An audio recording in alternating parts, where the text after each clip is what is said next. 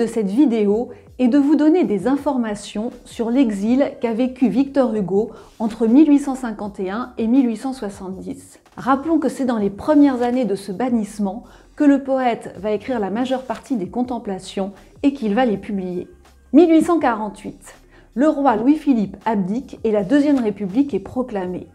Des élections sont organisées et c'est Louis-Napoléon Bonaparte qui les remporte. Louis-Napoléon Bonaparte n'est autre que le neveu de l'empereur Napoléon Ier. La gloire de l'oncle va auréoler son descendant et grandement contribuer à sa victoire électorale. Au début, Victor Hugo soutient Louis-Napoléon Bonaparte. À cette époque, le poète a fondé un journal qui s'appelle L'Événement et dans lequel il publie des articles dithyrambiques sur ce dernier. Pour lui, Bonaparte est le candidat de l'ordre, le candidat du progrès social, le candidat qui va exterminer la misère. Or, une fois au pouvoir, Louis-Napoléon Bonaparte change de ton et s'assoit sur ses idées généreuses. Alors Hugo aussi change de ton. Et quand Hugo change de ton, ça s'entend. Ça s'entend non seulement dans son journal, mais aussi dans les discours qu'il prononce à l'Assemblée, car il est alors député. Chaque fois que Louis-Napoléon Bonaparte prend une décision anti-progressiste, chaque fois, la voix de Victor Hugo s'élève. En 1851, c'est le pompon. Il faut savoir que Louis-Napoléon Bonaparte a été élu pour 4 ans et qu'il n'est pas rééligible. En effet, la constitution de la Deuxième République lui interdit de se représenter. Que fait le président? Il demande tout bonnement une révision de la dite constitution. Furieux, Hugo prononce alors un discours incendiaire devant l'Assemblée.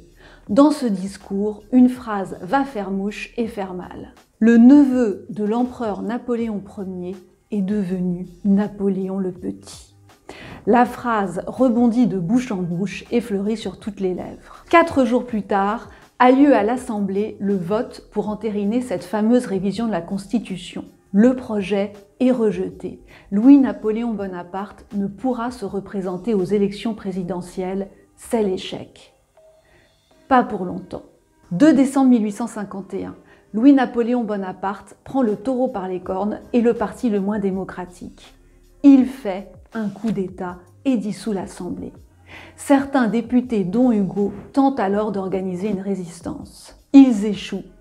Dès lors, la tête de Victor Hugo est mise à prix.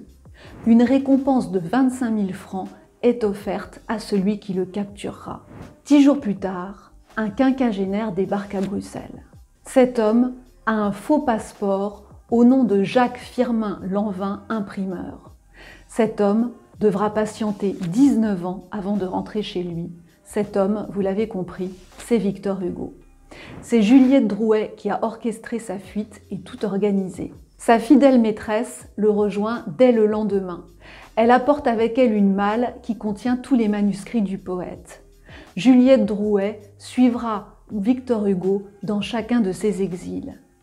En effet, il n'y a pas un, mais 3 exils successifs. Premier exil donc, Bruxelles. Le poète y publie un pamphlet mordant contre Bonaparte qui s'intitule « Napoléon le Petit ». Le gouvernement belge, qui est très soucieux de ses relations avec la France, s'inquiète. S'inquiète tellement que Hugo ne sera resté que quelques mois à Bruxelles. Deuxième exil, Jersey. C'est dans cette île anglo-normande que le poète va apprendre la nouvelle du sacre de Louis-Napoléon Bonaparte. Ce dernier s'est fait proclamer empereur et est devenu Napoléon III. À Jersey, Victor Hugo va faire preuve du même tact diplomatique qu'à Bruxelles. Il publie Les Châtiments, recueil de poésie satirique dans lequel il ne mâche ni ses mots ni ses injures à l'égard de son ennemi. Il ne va pas mâcher non plus ses mots envers la reine anglaise Victoria qui s'est rapprochée de Napoléon III. Conséquence, il sera resté 2 ans à Jersey. Troisième exil, Guernesey.